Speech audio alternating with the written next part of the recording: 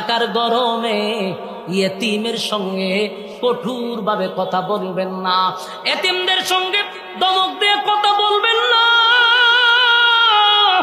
আল্লাহ বলেন এতিমের সঙ্গে যদি তুই খারাপ আচরণ করস আমি আল্লাহ যে বরদাস্ত করতে পারি না। নবী বলেন এতিমদেরকে যারা মহব্বত করবে, এতিমদেরকে যারা ভালোবাসবে, এতিমের মাথায় যারা হাত বোলায়া দিবে রে, আমি নবী ও এতিম ছিলাম, ওয়াদা দিলাম কিয়ামতের ময়দানে রোজ হাসরের দিনে জান্নাতে ওই লোকটা আমার সঙ্গে বসবাস করবে। চিৎকার দিয়া কোন সুবহান। এতিমের সঙ্গে কঠোর আচরণ করা যাবে না। যদি এতিম কোনো বাচ্চা পাক, টাকা থাকলে তার একটা কিছু কিনা দেন, নবী খুশি হবে। তার বাবা যদি থাকতো তাহলে আপনার কাছে যাইতো না। তার বাবা থাকলে তার সময় মতো কিন্তু বিভিন্ন জিনিস আইনা তারা খুশি করত। আজকে বাবা নাই, তার মনে আঘাত দিয়া কথা বলবা না। আল্লাহ বলেন বন্ধু ফাআম্মাল ইয়াতীমা ফালা তাকহার, আপনি এতিম ছিলেন তাই এতিমের সঙ্গে আপনি কঠোর আচরণ করবেন না। এরপর আল্লাহ বলে ওয়াম্মাস সাইলা ফালা তানহার, আল্লাহ বলেন বন্ধু মানুষের সঙ্গে কথা বলবেন যেন মানুষ কষ্ট না পায়, নম্রতার সাথে ভদ্রতার সাথে। বন্ধুরে বন্ধু শিক্ষা দিতেছে, বন্ধু মানুষকে কষ্ট দিয়া কথা বলা যাবে না। এই কথাগুলো শুধু নবীর জন্য নয় গো, কিয়ামত পর্যন্ত উম্মতি মুহাম্মদের জন্য শিক্ষা।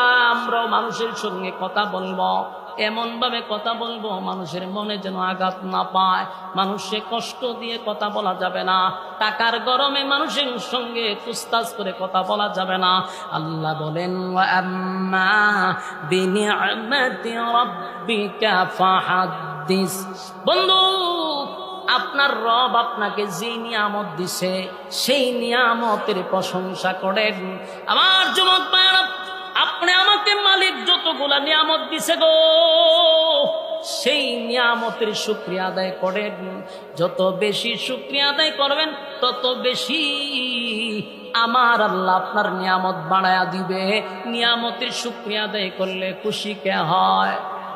কারা কারা নিয়ামতের শুকরিয়া আদায় করবেন হাত তুল্লা দেখায়া দেই। গুমগুমিটা একটু কমান।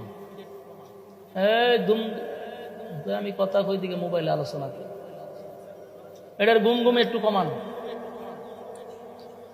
সূরাটা কেন নাজিল করলো, কোন কারণে নাজিল হলো, নাজিলের কারণটা আমরা বুঝতে পারলে সামনের আলোচনা করতে সুবিধা হবে। এই সূরার শুরুতে দুইটা কসম আছে এবং এই সূরাটা মূলত নাজিলই করছে আল্লাহ তার বন্ধুকে সান্ত্বনা দেওয়ার জন্য, খুশি করার জন্য, আনন্দ দেওয়ার জন্য। এই সূরার প্রতিটা আয়াত যদি আপনি ফলো করেন দেখবেন প্রতিটা আয়াতে আয়াতে যেন শুধু রাসূলকেই আল্লাহ খুশি করছে। সুবহানাল্লাহ। প্রতিটা আয়াতে যেন শুধু রাসূলকে আল্লাহ খুশি করছে।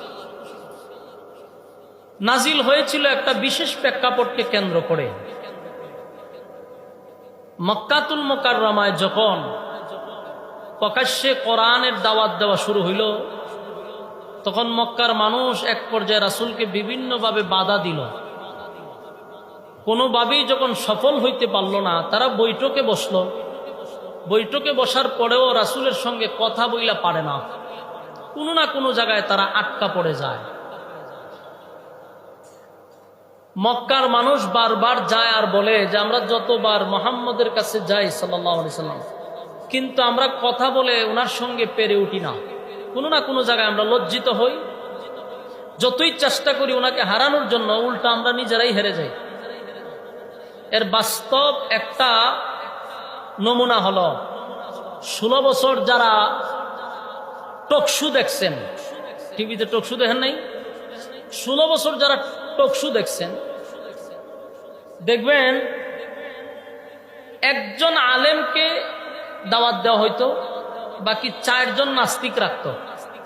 পরিকল্পিতভাবে একজন আলেমকে হেনস্থা করার জন্য এটা তাদের পরিকল্পিত একটা প্ল্যান ছিল। 4 জন নাস্তিক থাকতো, উপস্থাপন যে করে সে শুদ্ধ নাস্তিক, আর একজন আলেম রাখত। আল্লাহর কি কুদরত দেখেন, 4-5 জন নাস্তিকরা একত্রিত হয়েও একজন আলেমের সাথে তারা কোনোভাবেই পাইরা উঠতে পারে নাই। বাস্তব কইছি না বাস্তব? যারা দেখছেন এরা শুধু বুঝতেছেন। এই যে আমার আগে ওয়াজ করলেন আল্লাহ শাফাত হোসেন রাজি সাহেব, ওনার অনেক টকশোগুলা দেখবেন টিভিতে, 4-5টা নাস্তিক মিললেও আটকাইতে পারে নাই, উল্টা তারা ফেসে গেছে।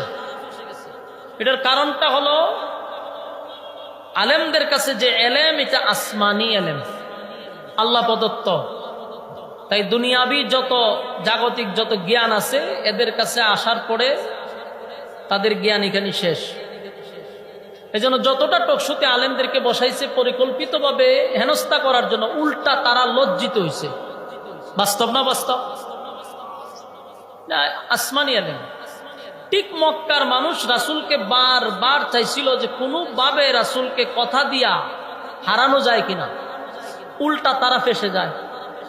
তো এক পর্যায়ে মক্কার বড় বড় লিডাররা বলল যে আমরা যতই চেষ্টা করি মুহাম্মদের সঙ্গে কথা বলে কোনোভাবেই পারবো না। কেন পারবো না?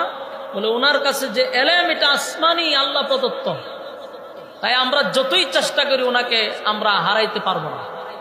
তো বললো তো এখন বিকল্প রাস্তা কি? বল বিকল্প রাস্তা হলো আসমানি এলেম কার কাছে আছে এমন লোক নিয়ে মুহাম্মদের সঙ্গে টকশোতে বসতে হবে। গোটা মক্কা নগরীতে একজন আসমানি এলেমওয়ালা লোক নাই, কিন্তু মদিনায় অভাব নাই। তারা চিন্তা করলো প্রয়োজনে আমরা মদিনায় যাব, 400 কিলোমিটার দৌড়াইয়া যাব, সেখান থেকে ভাড়া করে আমরা নিয়ে আসবো মুহাম্মদের সঙ্গে টকশোতে বসানোর জন্য। কথা বুঝতেছেন? শেষে করলো কি? মদিনায় গেল। মদিনায় অনেক তাওরাতের আলেম ছিল, ইহুদি পণ্ডিত। তাদের কাছে গিয়া তাদের দুঃখ প্রকাশ করলো যে আমাদেরই বংশের, আমাদেরই গোত্রের, আমাদেরই রক্তের, আমাদেরই বাতিজা, তাকে আমরা আব্দুল্লাহর পুত্র মোহাম্মদ বলে ডাকি। ইদানিং সে নিজেকে রাসূল বলে দাবি করে এবং সে আমাদেরকে একত্ববাদী খোদার দাওয়াত দেয়, বাপ দাদার ধর্মের মধ্যে চুনকালি মারতেছে। তার সঙ্গে কোনোভাবেই আমরা কথা বলে পারতেছি না। কেন আপনারা যদি আমাদের সঙ্গে মক্কায় যান তাহলে আমাদের ইজ্জত রক্ষা হয়। তাওরাতের পণ্ডিতরা, বিজ্ঞ আলেম যারা তাওরাতের, তারা বলল আমরা যাব পরে, আগে তার ব্যাপারে একটু অ্যানালাইজ করা দরকার। আমাদের প্রথম প্রশ্নের জবাব দাও, তার যে বংশে জন্মগ্রহণ করছে বংশটা কি কুরাইশ বংশ? মক্কার মানুষ আশ্চর্য হয়ে বলে যে হ, কুরাইশ বংশ। তার বাবার নাম কি আব্দুল্লাহ ছিল? বলে হ, আব্দুল্লাহ ছিল। মার নাম কি আমেনা ছিল? বলে হ, আমেনা ছিল। আব্দুল মুত্তালিব কি তার দাদার ছিল? বলে হ। একে একে সব কথায় এই পণ্ডিতই বলা শুরু করছে। মক্কার থেকে যারা আসছিল এরা চিন্তা করে গেল যে আমরা তো কিছুই বলি না, একে একে তো সব বলা শুরু করে দিছে। শেষে তাওরাতের পণ্ডিতরা বলল যে আমাদের যাওয়ার দরকার নেই, আমাদের আর যাওয়া লাগবে না, আমরা 3টা প্রশ্ন বইলা দেই। এই 3 প্রশ্নের জবাব যদি উনি দিতে পারে তাহলে আমরাই তোমাদেরকে বলে দিলাম তোমরা চোখ বন্ধ করে ওনার কালেমা পড়ে ঈমান আনবা। আসেনি সুবহানাল্লাহ? কে বলছে? তাওরাতের আলেম যারা ছিল, পণ্ডিত। এই পণ্ডিতরা বলতেছে যদি উনি 3 প্রশ্নের জবাব দিতে পারে তোমরা চোখ বন্ধ করে ওনার ধর্ম গ্রহণ করো, কারণ এই 3 প্রশ্নের জবাব সেই দিতে পারবে যিনি আল্লাহর পক্ষ থেকে পাঠানো পয়গম্বর। উনি ছাড়া, নবী রাসূল ছাড়া এই 3 প্রশ্নের জবাব পৃথিবীর কেউ দিতে পারবে না। সুবহানাল্লাহ। মক্কাতে যারা গেছিল এরা কণ্ঠ নরম হয়ে গেছে, মন ভেঙে গেছে। বহু স্বপ্ন ছিল এখান থেকে হায়ার করে নিয়ে টকশোতে বসাবো মুহাম্মদকে হারানোর জন্য। উল্টা তারা আরো বলতেছে যে আমাদের যাওয়ার দরকার নেই। ভারাক্রান্ত মন নিয়ে তারা 400-450 কিলোমিটার থেকে দৌড়ায় আবার মক্কায় আসছে। আইসা এখন আবার একটা বড় দল গঠন করছে, ওইটা রাসূলের কাছে গেছে। গিয়া ঠান্ডা মাথায় রাসূলের সামনে বলতেছে যে আব্দুল্লাহর পুত্র মুহাম্মদ সাল্লাল্লাহু আলাইহি ওয়াসাল্লাম, আমরা তো তোমাদেরই, আমরা তো একই বংশের, তুমি তো আমাদের রক্তের, তুমি আমাদের ভাতিজা। আমরা চাই না তোমার সাথে দ্বন্দ্ব করতে, আমরা চাই তোমার সাথে মিলেমিশে চলতে। তবে তুমি যদি আমাদের 3 প্রশ্নের জবাব দিতে পারো তা আমরা তোমারে ওয়াদা দিলাম আমরা কালেমা পড়ে ঈমান আনবো। কথাগুলো একটু মনোযোগ দিয়ে শুনেন।